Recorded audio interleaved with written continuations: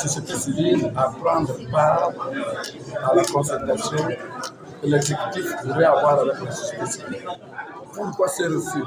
Mais simplement parce que nous jugeons utile que, selon l'ordre de priorité que nous nous sommes fixés, cette concertation pour les questions économiques n'a pas de raison d'être.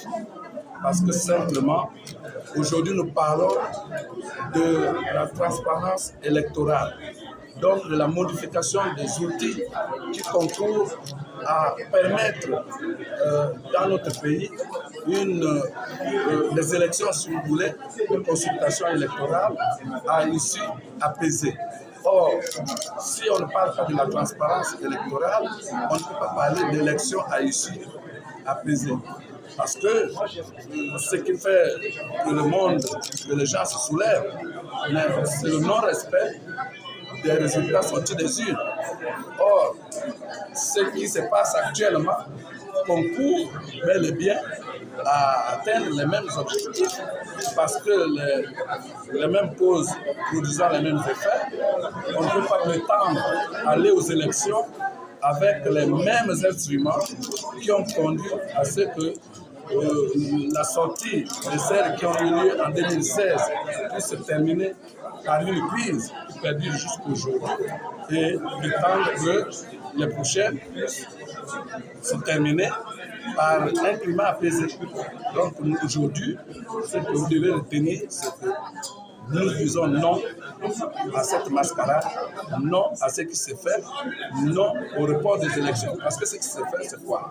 C'est qu'ils sont en train de mietter des événements, de les produire en détail pour prendre du temps. En fait, au finish, ils disent que non, compte tenu de ceci, de cela, on ne peut plus tenir les élections en 2023. Nous, société civile, nous disons que les normes constitutionnelles doivent être respectées d'une part et elles le doivent avec des instruments crédibles, transparents, acceptés par tous, parce que conçus par tous.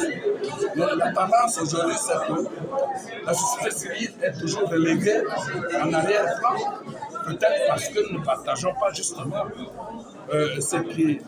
cette optique qui mène les gens au partage de postes ou au partage d'argent public, pour oublier ce qui fait la force même de la contestation du peuple gabonais.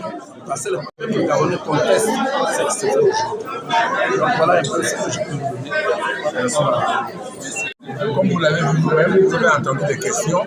Les politiciens gabonais, qu'ils soient la majorité, qu'ils soient l'opposition du pouvoir, c'est-à-dire ceux qui sont l'opposition qui est affiliée au pouvoir, ou bien qu'ils soient l'opposition qui est opposition au pouvoir, c'est-à-dire ceux qui ne sont pas dans le dialogue, ont réussi quelque chose à 5 mois ou 6 mois de présidentielle. Ils ont réussi à faire à ce que la société civile s'énerve et se sauve et prenne ses responsabilités. C'est-à-dire que la société civile comprenne qu'on ne changera pas le Gabon si la société civile n'est pas là où on prend les décisions. Vous voyez comment les gens sont chauds. On a parlé des futurs candidats. On parlait beaucoup des candidats au niveau des législatives, au niveau des locales, au niveau des mairies, au niveau des assemblées des parlementaires, pour les membres de la société civile, c'est-à-dire les représentants des syndicats, les religieux.